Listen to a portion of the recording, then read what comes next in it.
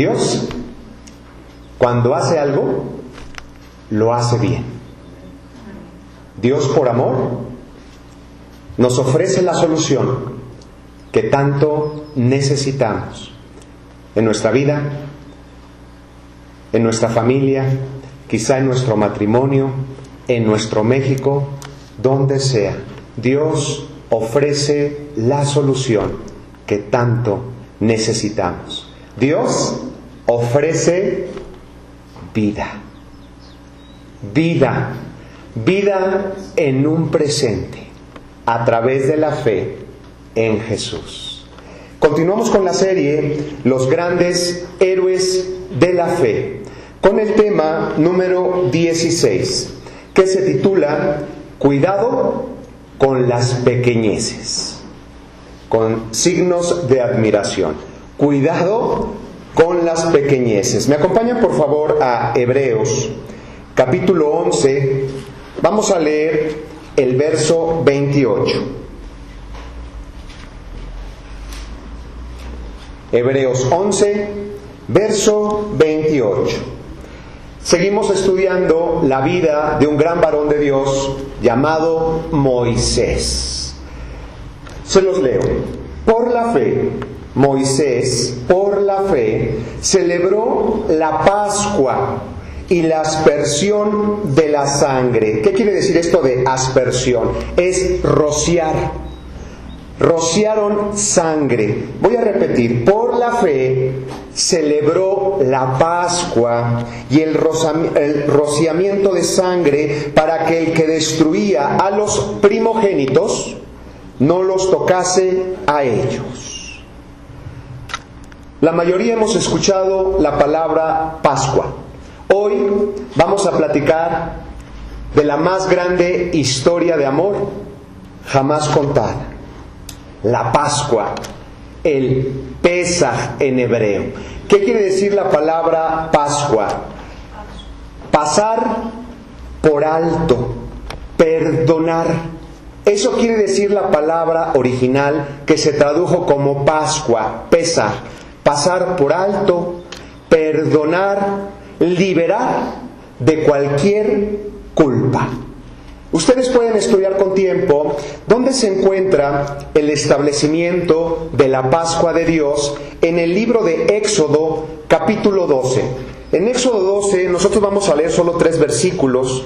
Éxodo 12, vamos a leer desde el verso 13 al verso 15, por favor. ¿Qué fue lo que pasó? Dios decide liberar de la esclavitud al pueblo hebreo. Ellos estuvieron 430 años como esclavos en Egipto. Dios decide con mano firme liberar a su pueblo de la esclavitud. Y vienen una serie de plagas. Hemos visto quizá películas sobre este tema, pero hubo algo, un juicio que decretó el Señor por causa de la maldad. Pero muchos malinterpretan lo que Dios hizo en Egipto hace aproximadamente 3500 años. No es una historia que habla de juicio, es una historia que habla del amor de Dios. Porque Dios, mira, ¿sabes por qué Dios abomina el pecado? ¿Sí lo has escuchado? Dios no puede ver el pecado, Dios abomina la maldad. Pecado, para los que no lo tengan claro, quiere decir fallar. Todo lo que se relaciona con lo malo, lo que sabemos porque Dios nos ha dado inteligencia, conciencia, sabemos que hay cosas que están mal. Dios le llama pecado. ¿Por qué Dios abomina el pecado? ¿Sabes por qué? Por amor. Porque Dios te ama con todo el corazón. Por eso Dios no puede ver el pecado, porque sabe Dios que el pecado te debilita. El pecado lastima tu vida. El pecado lastima la vida de tus hijos. La maldad lastima tu matrimonio. El pecado nos envilece como personas. El pecado, tarde o temprano, traerá destrucción. Por eso Dios no puede ver el pecado, porque Dios te ama con todo el corazón. Qué bonito, ¿verdad? Por eso es que Dios no puede ver el pecado. Dice la Escritura en Romanos 6, verso 23, que la paga del pecado, y se asocia con el salario de los antiguos centuriones romanos, que era bajo, el miserable salario del pecado es la muerte. Tarde o temprano, Dios lo sabe, el pecado acabará con nuestras vidas. Pero Dios, como nos ama con todo el corazón, ofrece la salida.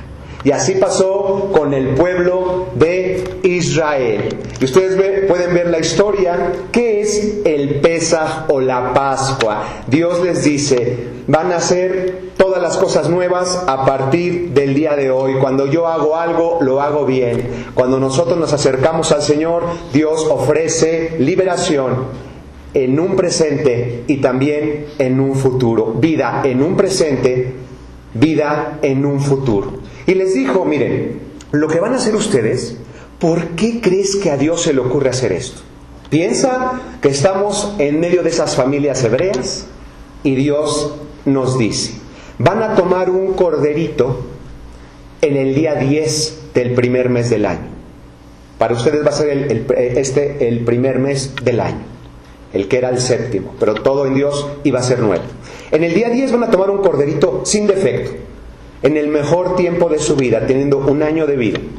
Y lo van a guardar, que nos habla de consagración, nos habla de separación, durante 3-4 días. Y en el día 14, entre las 2 tardes, te guardamos un corderito sin defecto. ¿Tiene que ser sin defecto? Sin defecto. Que tenga un año con ustedes. Lo van a guardar desde el día 10. Y en el día 14, entre las 2 tardes, van a matar, van a sacrificar a este animalito inocente. A Dios se le ocurrió establecer la Pascua de esta manera. Así lo dice Éxodo capítulo 12. ¿Y qué van a hacer con la sangre? Van a rociar la sangre en el dintel, en la parte superior de su puerta, de su casa, y en los postes de las puertas. Van a rociar la sangre. Y vamos a leer Éxodo 12, del 13 al 15, por favor. ¿Por qué Dios establece esto? Dice Éxodo 12, del verso 13 al verso 15. Y la sangre, vean cómo Dios lo instituyó desde un principio. Y la sangre os será por señal en las casas donde vosotros estéis. Y veré la sangre y pasaré de vosotros, y no habrá en vosotros plaga de mortandad cuando hiera la tierra de Egipto. ¿Esto qué quiere decir? Que la paga del pecado es la muerte. Todos merecen la muerte, porque todos hemos pecado y todos estamos destituidos de la gloria de Dios. Tanto los hebreos como los egipcios merecían morir. Pero Dios dijo, a través de la fe, obedeciendo a lo que les estoy mostrando, ustedes colocarán esa sangre, el juicio de mortandad, porque el pecado trae muerte, pero dice Dios, veré la sangre. Solo la sangre será suficiente para que el juicio no caiga en su casa. Veré la sangre y pasaré de vosotros. Por eso la palabra Pesaj o Pascua significa pasar por alto. Liberación de cualquier culpa. Dios atribuye justicia a través de la fe. El hacer específicamente lo que Dios quiere. Verso 14. Y esto era tan importante para Dios que Dios lo establece como una celebración. Estamos leyendo la primera vez que el pueblo hebreo lo hizo, cuando Dios lo saca de la esclavitud. Pero Dios dice, no quiero que esto se quede en el olvido. Esto lo van a tener cada año como un recordatorio, como una fiesta muy importante, de las 3 más importantes para la nación de Israel, el Pesaj o la Pascua. Y dice el verso 14, y este día os será en memoria, vean lo que dijo Dios, os será en memoria y lo celebrarán como fiesta solemne para Dios durante vuestras generaciones. Esto es algo que no se debe de olvidar por estatuto perpetuo perpetuo lo celebrarán. Verso 15. Y hay algo muy importante también en esta festividad doble, Pesaj y panes sin levadura. Verso 15. 6 días también comerán panes sin levadura, y así el primer día haréis que no haya levadura en vuestras casas. 7 días, el número 7 en la Biblia nos habla de algo completo, de perfección, de totalidad. 7 días no habrá levadura en vuestras casas. Como podemos apreciar, familia y amigos que nos escuchan por internet y las redes sociales, Dios siempre por amor ha tratado de hablar a la humanidad. Dios desde el principio ha buscado hablar al corazón de los hombres y de las mujeres. Pero quiero ponerles un ejemplo. ¿Por qué Dios decide hacer las cosas de esta manera?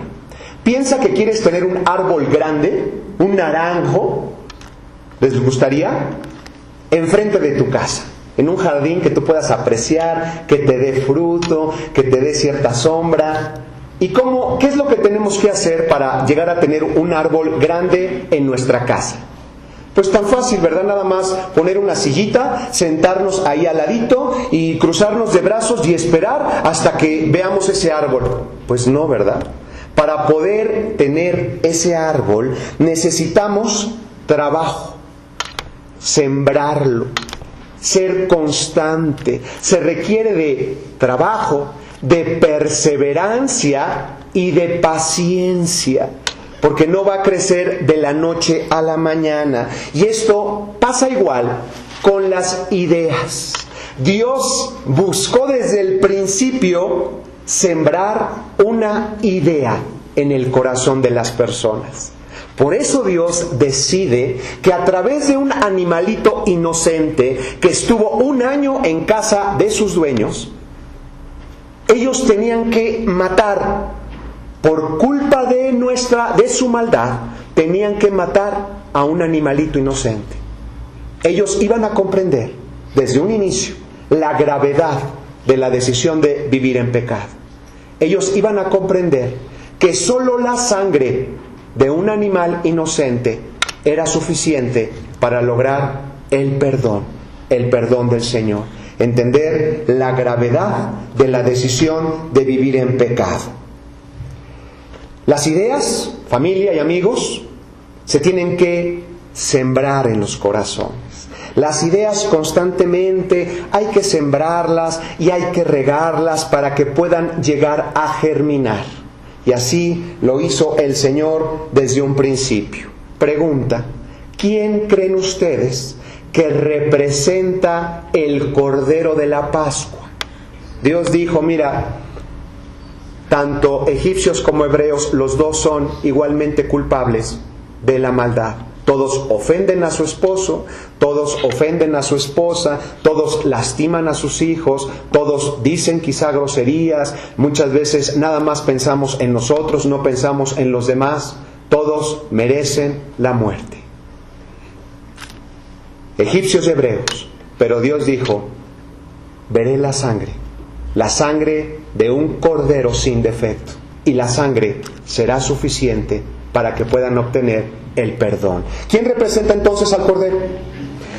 ¿A quiénes representan los primogénitos? Porque el 10º juicio de Dios, le llaman algunos plaga, fue la muerte de los primogénitos. Iba a llegar la muerte a todo primogénito en Egipto. Pero en Israel los primogénitos fueron salvados a través de la fe, a través de la obediencia al Señor, a través de la sangre. Pregunta: ¿a quiénes representan los primogénitos que fueron salvados en la Pascua, en el Pesaj? Y otra hermosa enseñanza de la fiesta. Se los leí: no puede haber levadura en sus casas. ¿Quién es el Cordero? ¿A quién representan los primogénitos que fueron salvados? Y no puede haber levadura en sus casas. La respuesta la encontramos en un solo versículo en el Nuevo Testamento. Me acompañan por favor a 1 Corintios capítulo 5. 1 Corintios capítulo 5. Vamos a leer el verso 7. 1 Corintios 5, verso 7. Y el pueblo, así como una idea, porque Dios quería que comprendieran su plan de salvación, su plan de amor para toda la humanidad, todos los años ellos recordaban la liberación, recordaban a través de ese sacrificio lo que Dios pensaba hacer para salvar a toda la humanidad. Es una historia impresionante lo que a Dios se le ocurre hacer por amor. Ni el diablo se imaginó que Dios fuera tan osado. Ni el diablo pensó que el amor de Dios fuera tan grande para hacer lo que Dios hizo. Impresionante. Dice 1 Corintios 5, verso 7. Vamos a leer primero la parte final o la parte B. Porque nuestra Pascua, que es Cristo, ya fue sacrificada por nosotros. Así, o más fácil de comprender, la Pascua, el Cordero Pascual, representa a el Hijo de Dios, a Jesucristo. Por la fe en Jesús obtenemos la redención completa. Vean qué hermoso, porque muchos cristianos piensan que a través de la fe en lo que hizo Jesús en la cruz, obtienen el perdón de los pecados, pero no pueden comprender la vida que Dios ofrece. Dios ofrece vida en un presente. Dios ofrece restaurar y cambiar el corazón en un presente. Dios quiere ayudarte en un presente. Dios quiere sanar a tus hijos en un presente. Dios quiere restaurar tu matrimonio en un presente. Dios quiere darte propósito eterno. Que tu vida sea acompañada de la bendición de Dios, que pueda ser algo visible, palpable, que no se quede solamente en palabras. Dios nos habla de vida en un futuro. Cuando dejes este cuerpo, si has creído en el Señor, vas a dejar este cuerpo cuando Dios lo disponga. Pero Dios te habla de vida eterna. Pero también Dios nos habla que puedes tener esa vida a partir del día de hoy.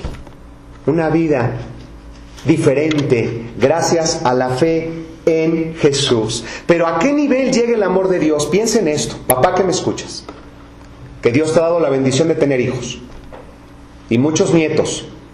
¿Cómo amas a tus hijos? ¿Cómo amas a tus nietos? Pues el amor de Dios es tan grande.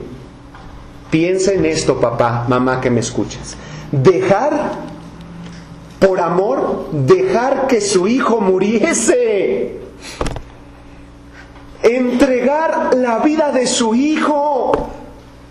Yo sé que la paga del pecado es muerte. Yo no quiero que sufran más por culpa de la maldad, por culpa de la hipocresía, por culpa de la mentira. Voy a entregar mi vida por ellos. Voy a derramar mi sangre para que ellos puedan tener paz, para que ellos puedan tener libertad, para que ellos puedan tener esa sanidad que necesitan en su corazón.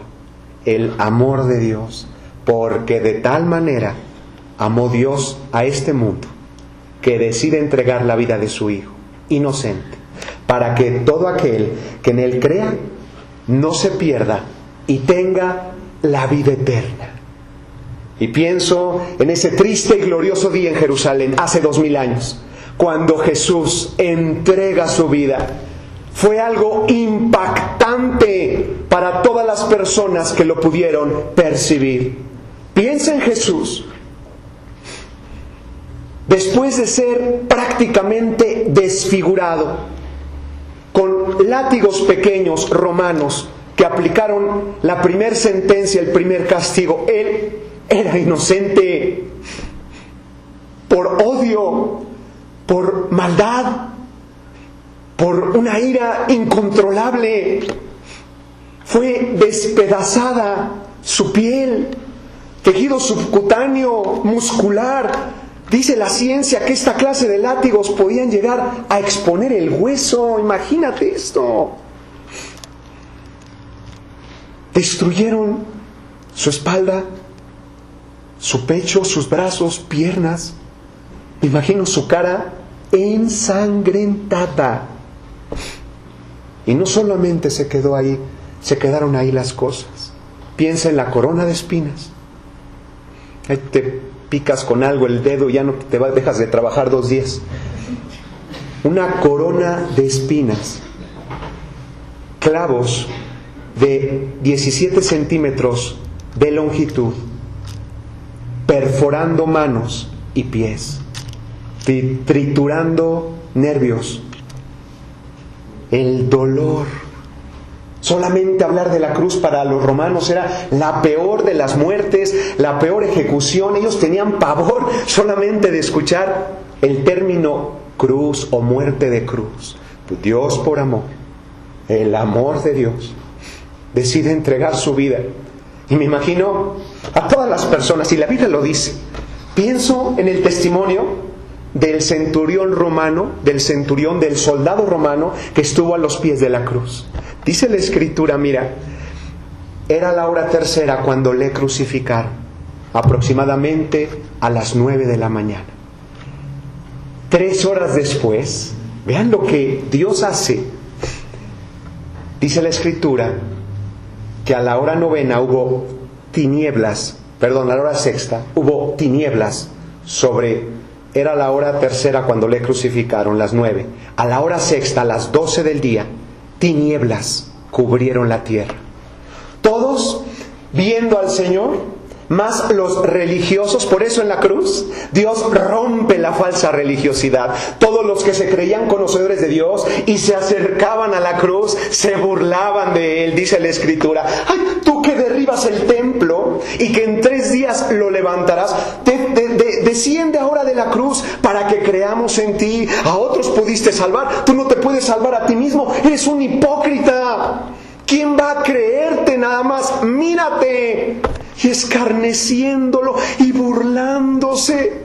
Pero 3 horas de estar crucificado, dice la Escritura, algo pasó tremendo. Tinieblas, imagínate una obscuridad, tinieblas cubrieron la tierra. A las 12 del día, cuando el sol está en su máximo esplendor, hubo tinieblas sobre toda la tierra. Imagínense la gente, después de escuchar cómo hablaban de Jesús, cuando los crucificados, lo dice la ciencia médica, que los músculos intercostales de los crucificados están en posición de inhalación, por la posición, afectando la exhalación pasiva. Cuando el crucificado quería ventilar, respirar, tenía que ejercer fuerza con sus piernas.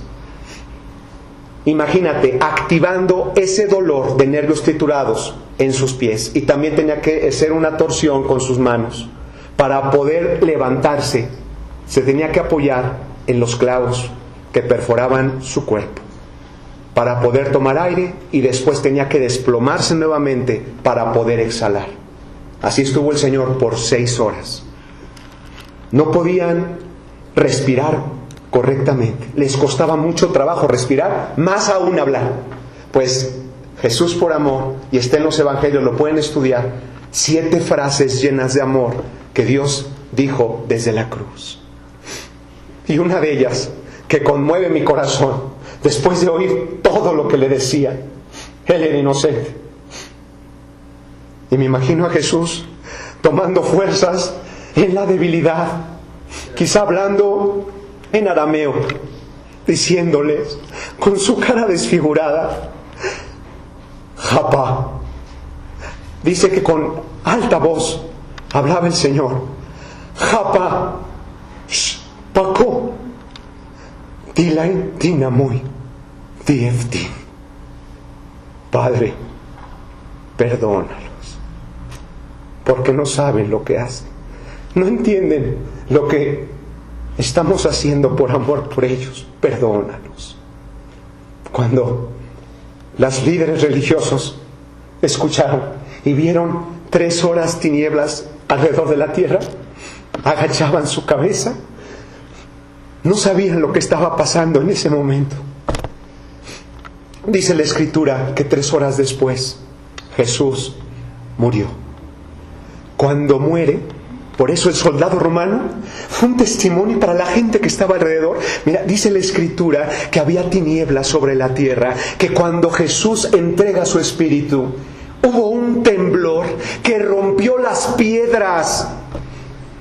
Y en el templo judío, donde en teoría estaba la presencia de Dios, había un velo que separaba el lugar santo del lugar santísimo. En el lugar santísimo estaba la presencia de Dios. No cualquiera podía entrar a ese lugar, pues en ese temblor, dice la Escritura, el velo del templo, piensa en esto, se rasgó por la mitad. Me imagino a los sacerdotes pensando que venga el Sanedrín y los escribas, la gente estudiosa. ¿Qué está pasando? ¿Por qué se rasga el velo? Dios diciendo, ya no hay separación entre Dios y los hombres. Yo pagué el precio por su maldad. Ahora todos, a través de la fe, no tienen más por qué sufrir. Yo pagué el precio de sangre por cada uno de ustedes. La gente no lo entendía en ese momento. Y el soldado romano, dice la Escritura, cuando vieron todo esto, cuando vio el semblante de amor de Jesús, él constató verdaderamente, un soldado romano, verdaderamente, él era hijo de Dios. Dice la Escritura, glorificó a Dios el soldado romano. Y dice la Escritura en los Evangelios que la gente se golpeaba el pecho, diciendo, ¿qué hemos hecho? ¿Qué hicimos? ¿Qué fue lo que pasó? Dios entregando su vida por amor a todos nosotros. No existe evidencia de un amor más grande. Y Dios quiere que desde el Pesaj, desde hace 3.500 años, Dios establece la fiesta, la Pascua, para que todos sembrar esa semilla, para que hoy pueda germinar y dar fruto en tu corazón. La Pascua, el Cordero de la Pascua que quita el pecado del mundo y que te da una nueva oportunidad, es Jesús. Y cuando los discípulos fueron testigos, algunos, como el apóstol Juan, muchas mujeres valerosas. Fíjense el ejemplo de las mujeres. Porque mientras que todos los discípulos andaban perdidos, llenos de temor, cuando Jesús estaba pasando esta prueba, solamente el apóstol Juan estuvo a los pies del Señor en la cruz. Y las mujeres no se separaron del Señor. Y cuando vieron todo esto, empezaron a orar. Y dice la Escritura, se juntaban en casas. Y 3 días, conforme a las Escrituras, se les aparece Jesús vivo, resucitado. Me imagino a Jesús. Hola, paz a vosotros. Y todos volteando, viendo a su maestro resucitado, vivo, abrazándolo con un amor. Jesús, eres tú, Jesús. Y Jesús con amor, diciéndoles, yo soy Juan, Bartolomé, Mateo, yo soy la resurrección, yo soy la vida. Todo aquel que cree en mí no morirá, vivirá eternamente. Promesa del Señor, Él se levantó de entre los muertos. Y promesa del Padre, Él prometió que todos sus seguidores harían lo mismo. ¡Qué hermoso! Gloria a tu nombre, Señor. Gracias. Qué hermosa la palabra de Dios. El Cordero de la Pascua que quita el pecado del mundo. Y el apóstol Pablo en 1 Corintios 5, verso 7 dijo, porque nuestra Pascua, que es Cristo, fue ya sacrificada por nosotros. El amor del Señor. ¿Qué más quieres que Dios haga para que de una vez por todas le entregues tu corazón? Todo lo que Dios te pide siempre es por tu bien. Dios te dice, entrégame tu corazón. ¿Por qué? Porque te amo. Porque si tú lo entregas y obedeces, yo voy a poder hacer un cambio hermoso en tu vida y en la vida de tus hijos, en la vida de toda tu familia. Gloria a tu nombre, Señor. Y regresamos a 1 Corintios 5, verso 7, en la parte inicial del versículo. porque nuestra Pascua, que es Cristo, ya fue sacrificada por nosotros. Gracias, Señor, por lo que hiciste en la cruz por nosotros, rompiendo todas las falsas ideas de religiones, falsa religiosidad, rompiendo también la sabiduría de los hombres, todas las cosas que Dios hace de verdad para que cambie nuestro corazón al pensar en lo que hizo Jesús por nosotros. Y punto 2, dice el versículo: limpiaos pues de la vieja levadura, porque el Cordero representa a Jesucristo. Los primogénitos que fueron salvados representan a la iglesia, a los que todos por la fe han decidido creer en el mensaje de Dios. Dios lo estableció de esta manera.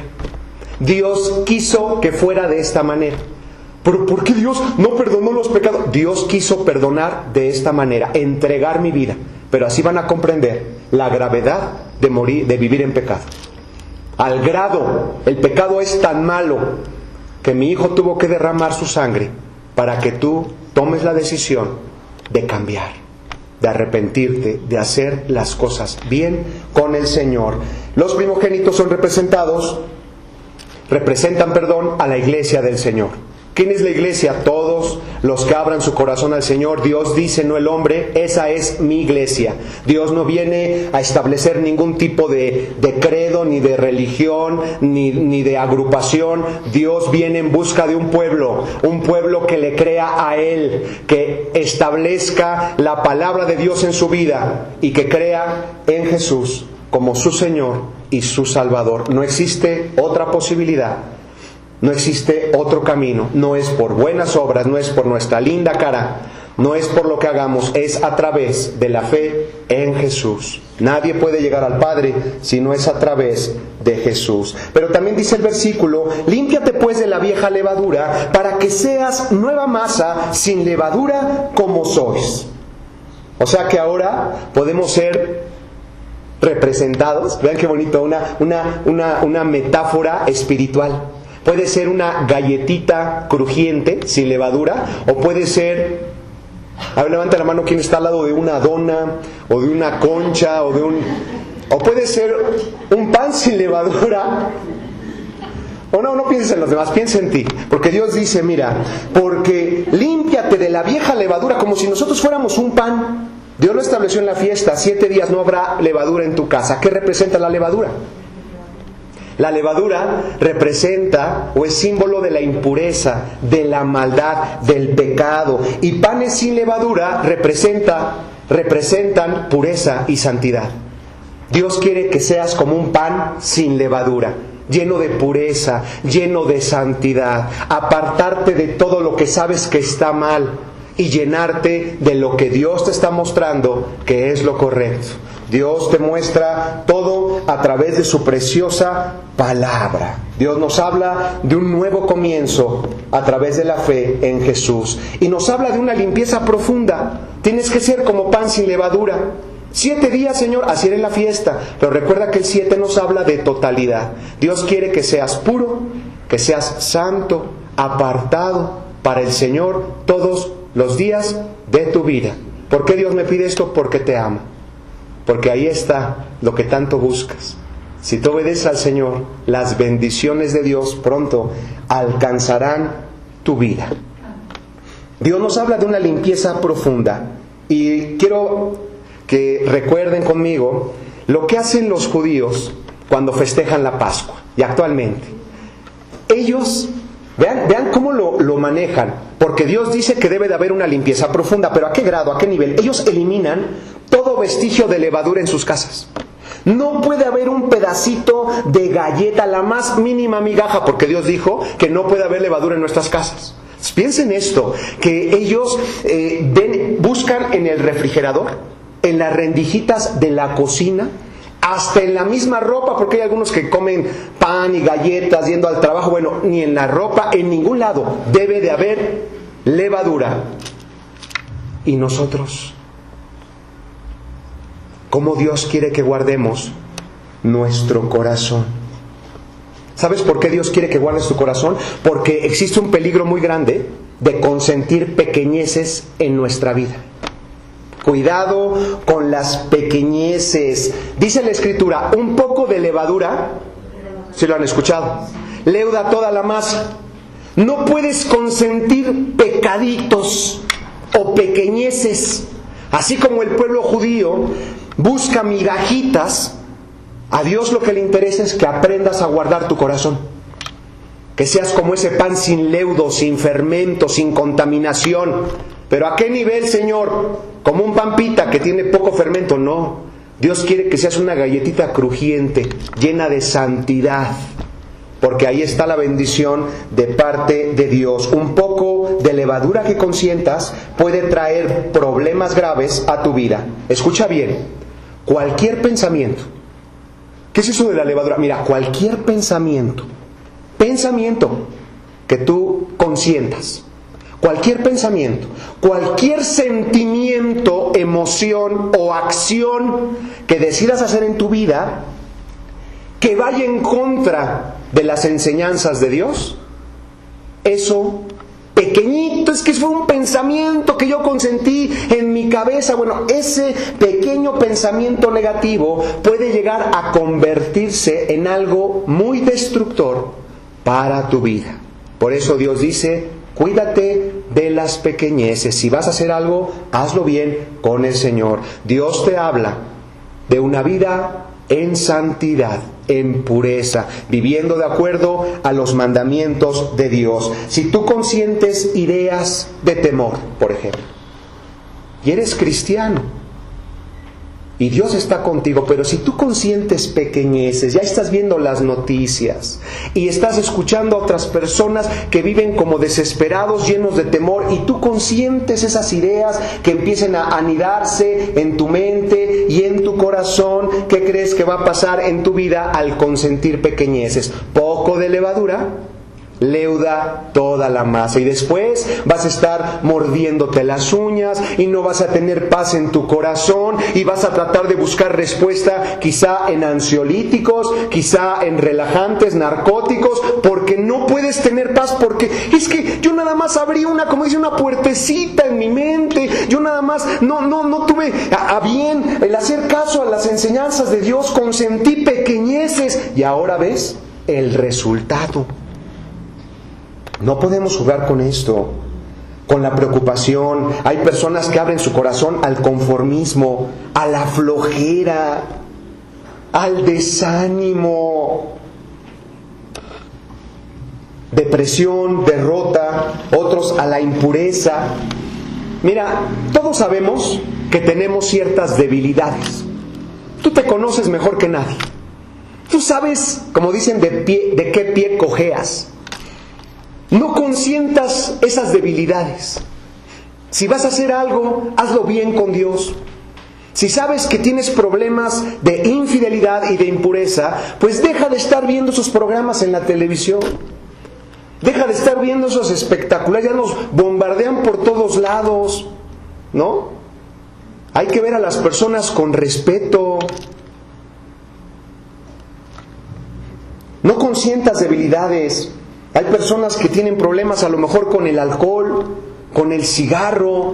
Pero dicen, bueno, no, Dios ya me mostró, pero bueno, mira, yo voy a tener, pues en mi botiquín, no lo voy a tener ya en mi barcito de la casa, yo voy a tener en mi botiquín, pues no voy a tener alcohol, voy a tener 5 botellas de whisky, pues si alguien se lastima en la casa, pues con eso A ver, no consientas. Si tienes ese problema, toma de manera radical las decisiones en tu vida, porque así pasaba con el pueblo de Israel. Vencían a los enemigos. ¿Y saben qué hacían?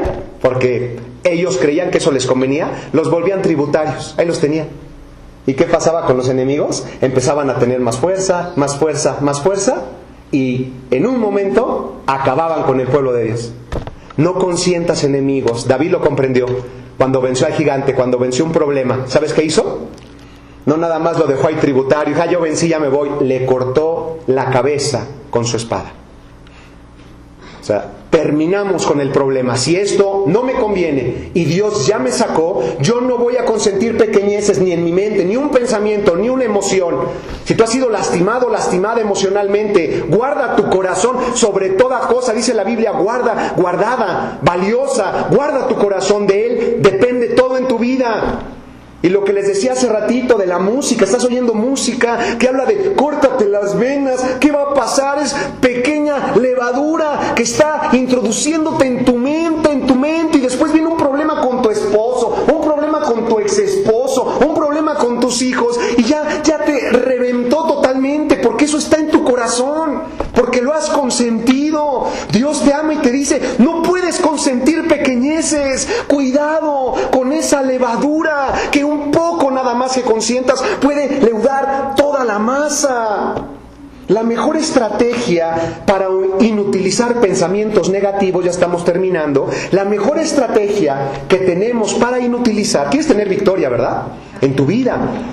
Quieres que las promesas de Dios en tu vida sean sí, sean amén, que tú vivas con libertad, con paz, con tranquilidad, con gozo, que seas un reflector de ese gozo, de ese amor de Dios para todos alrededor.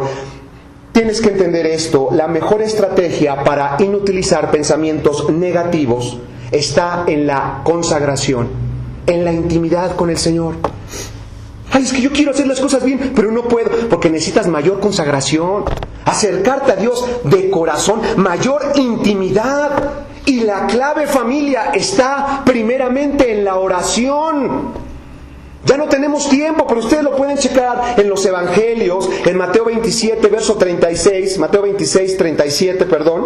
Ahí ustedes pueden checar, yo se los voy a leer rápidamente algunas partes. Mateo 26,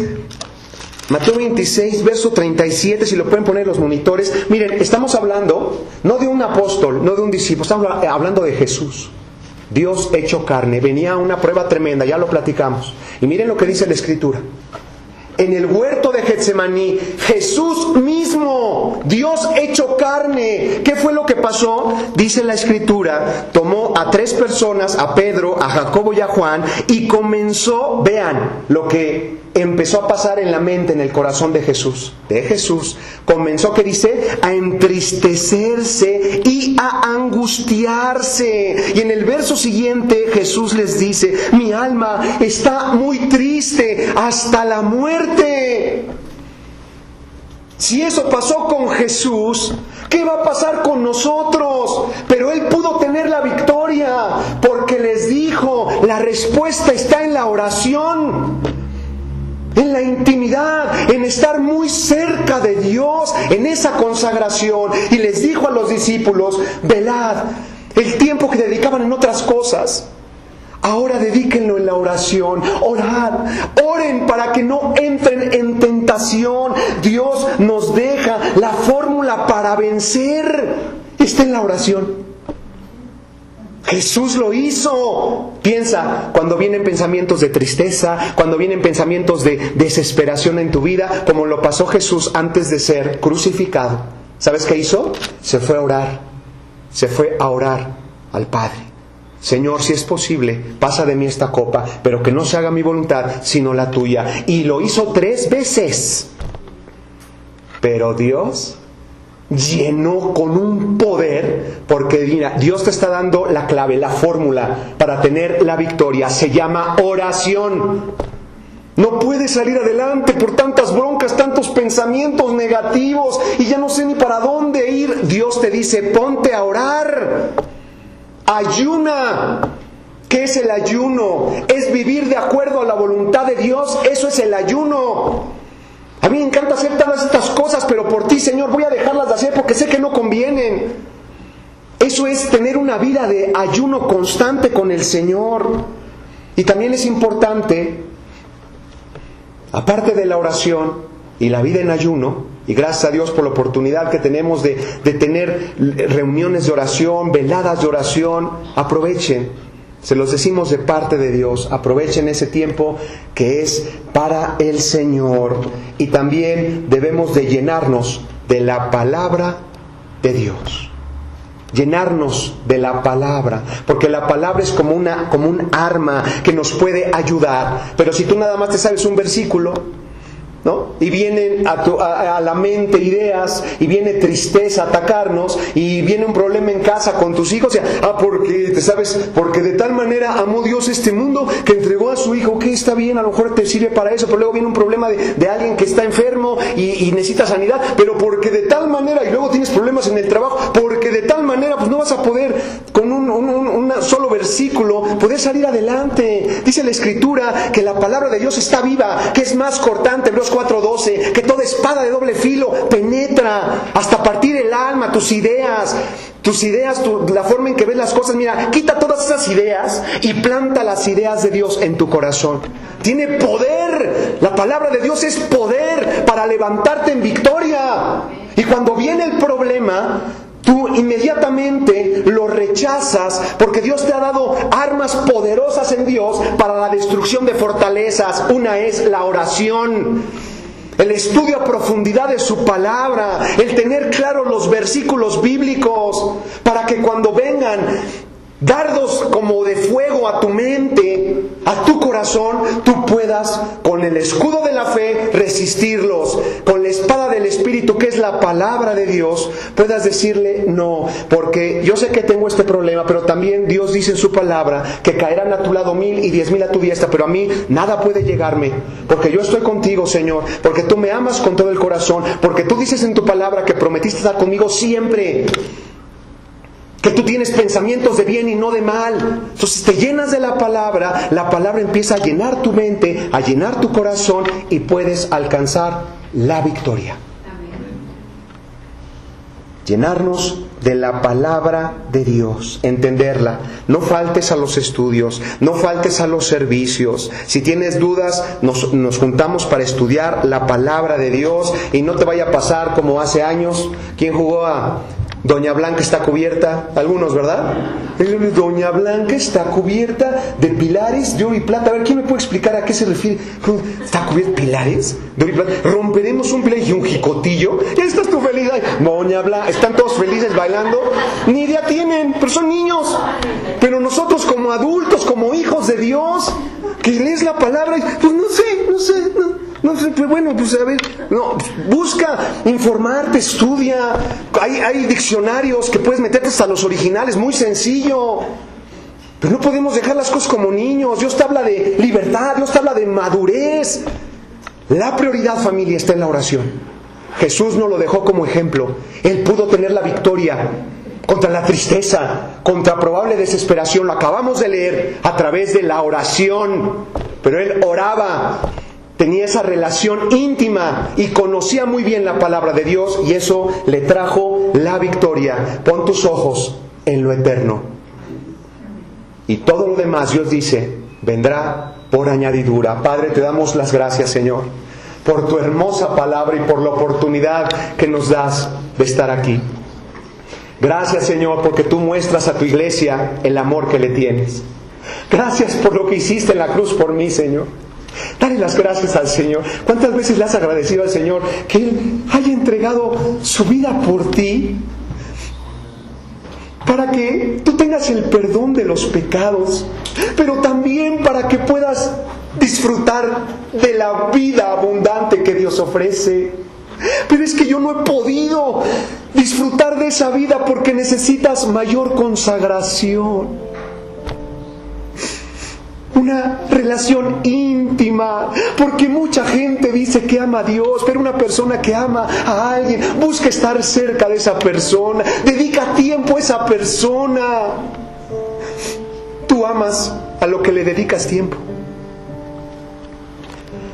Dios quiere convertirse en tu único amor, que te enamores de Él, que tengas una relación personal, profunda, muy de Dios. Dios cumple lo que promete. Dios va a darte a su Espíritu de una manera poderosa, que el Espíritu Santo pueda hacer morada en tu corazón, pueda levantarte en victoria. Pero necesitas mayor consagración, tiempo de calidad con Dios, mayor intimidad. Ora a Dios todos los días. Búscalo.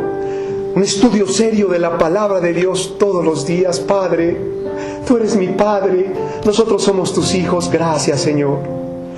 Y si no tienes esta bendición, si tienes dudas, si eres o no eres hijo de Dios, acércate a Jesús. Ábrele tu corazón. Es lo único que Dios pide. Que le creas a Él, que te arrepientas de todo lo malo y que decidas creer en Jesús como tu Señor y tu Salvador.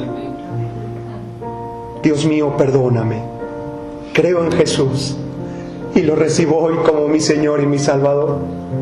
Hoy recibo por la fe el perdón de mis pecados, la herencia de la vida eterna y también la oportunidad para tener vida abundante en un presente. Y yo sé, Padre, que a través de una mayor consagración, a través de la oración, del ayuno y de tu palabra, vamos a poder alcanzar a cumplir altos propósitos del Señor. La gracia de Dios va a acompañar tu vida. Te doy toda la gloria, toda la honra en este día, Señor, con gratitud en mi corazón, en el dulce nombre de Jesús. Amén.